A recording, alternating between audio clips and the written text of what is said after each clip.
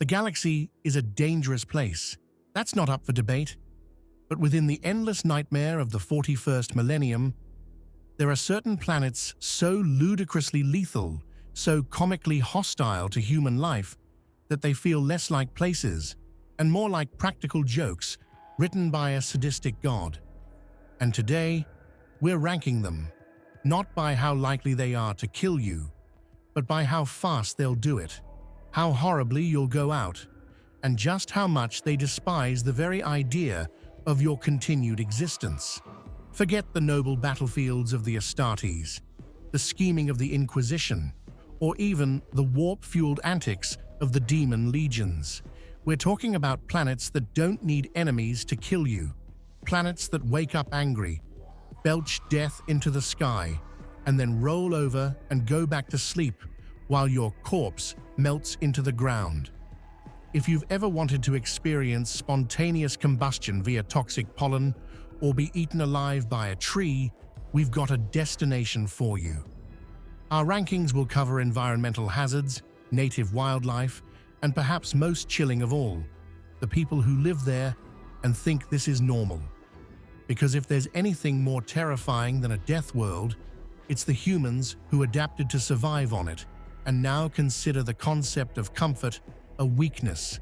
Strap in, grab your rebreather, and maybe say a prayer to the Emperor. You're going to need it. Fenris is what happens when a planet can't decide whether to boil you alive or freeze you solid, so it politely offers both options at once. Welcome to a world that lives in geological whiplash. Glaciers the size of continents crash into volcanic island chains, belching molten rock like they're auditioning for a disaster movie. The tectonic plates are in constant motion. The seas are a nightmare of boiling geysers and ice flows, and the sky regularly hosts hyperstorms capable of flaying flesh from bone. It's basically an angry weather god's mood ring. And if the climate doesn't get you, the local fauna will. Massive sea krakens rise from the black oceans with limbs like tower cranes and a hunger for anything warm-blooded. Fenrisian wolves, giant, intelligent, and utterly merciless, stalk the icy wastes with pack tactics and teeth longer than your forearm. But the most terrifying part? People live here, not just scraping by in caves either, they're thriving. Fenrisians are basically proto-Viking demigods with a taste for violence and a weather forecast that reads like an apocalypse checklist. They fish in kraken-infested seas, hunt megawolves for sport, and view volcanic eruptions as a minor inconvenience. And from this chaos comes the space wolves, some of the Imperium's most feared Astartes, forged by a world that eats lesser men for breakfast and asks for seconds. Want to know how to survive in Fenris? It's quite simple, really. Step 1. Be born there. Everyone else is kraken bait. But let's pretend you crash land on Fenris and want to last longer than a snowflake in a lava vent. Your best shot is to find one of the fortified village clusters built along the volcanic fault lines. The heat gives them a slim chance of not freezing to death, and the locals might only mostly want to kill you. Bring offerings, don't look anyone in the eye, and learn to fish without getting eaten. Eventually, you'll either die horribly or be forged into something tougher than ceramite. There is no middle ground. Krieg used to be just another productive hive world, loyal to the Imperium and rich in industry. Then, someone had a brilliant idea. What if we declared independence from the God Emperor of mankind? That someone was the ruling planetary governor. And the answer came in the form of a 500-year civil war so brutal that Krieg nuked itself into a shadow of its former self, on purpose. The loyalists, vastly outnumbered, knew they couldn't win conventionally, so they chose unconventional, scorched earth, toxic air, virus bombs, and good old-fashioned atomic annihilation. The planet became a mausoleum of loyalty, reduced to radioactive ruin just to make a point. Better to be ashes for the Emperor than living under heresy. The Civil War eventually ended, but not because anyone surrendered. Most of the heretics were simply wiped out, buried under fallout and guilt. These days, Krieg is quiet. Not peaceful, just quiet. The guns have mostly fallen silent, but the silence is worse. The surface remains an irradiated corpse field, uninhabitable, poisoned, and haunted by the echoes of a war so devastating it permanently altered the biosphere. The trenches are still there, fossilized in ash. The clouds still hang low with radioactive fog. No one fights anymore, because there's no one left to fight. Just the Death Corps, forever training for the next war, forever living in the ruins of the last one. Beneath the surface, Krieg continues. Cities stretch underground like scar tissue, lit by flickering industrial lamps and held together by imperial dogma and blind routine. Children are raised in isolation chambers, trained from birth to endure pain, obey orders, and accept that they are already dead in service to the Imperium. Their culture is a funeral that never ends, and they like it that way. There's no music, no laughter, no daydreaming. Just war drills, rations, and spiritual numbness. It's like a monastery made of concrete, trench maps, and antidepressants that don't work. If you find yourself on Krieg, survival means immediate assimilation. Get a gas mask, no exceptions, and learn to breathe through a straw filled with dry cement. You'll need radiation shielding, an iron will, and the ability to accept orders without blinking. Smile once, and you're suspected of mutation. Question authority, and you'll be turned into fertilizer. If you can adapt to the rhythm of endless drills, worship through suffering, and treat every day alive as a shameful overachievement, you might just blend in. But don't get too comfortable. The people of Krieg don't fear death, they envy it. You've heard of urban decay. Now imagine if urban decay was a religion, a government system, and a hobby. Welcome to Necromunda, a planet so over-industrialized that nature itself packed up and left sometime during the Mesozoic era. Here, the sky isn't blue, it's rust.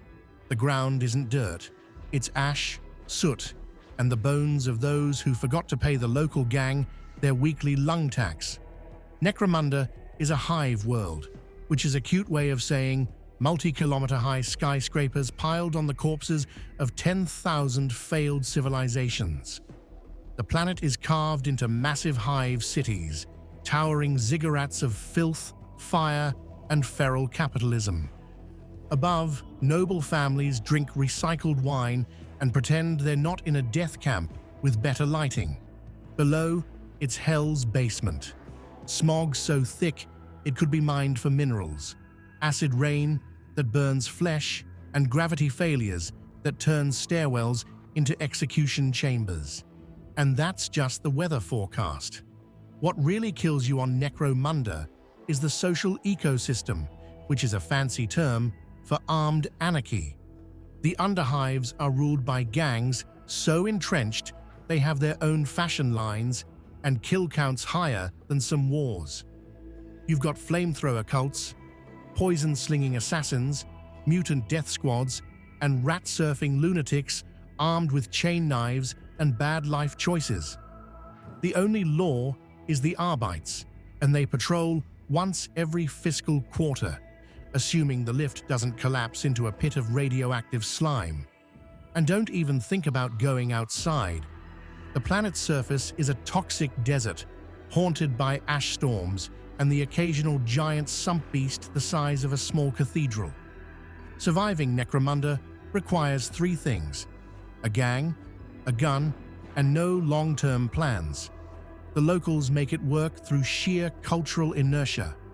You're born in a pile of trash, taught to make shivs by age 6, and start your first gang war before puberty.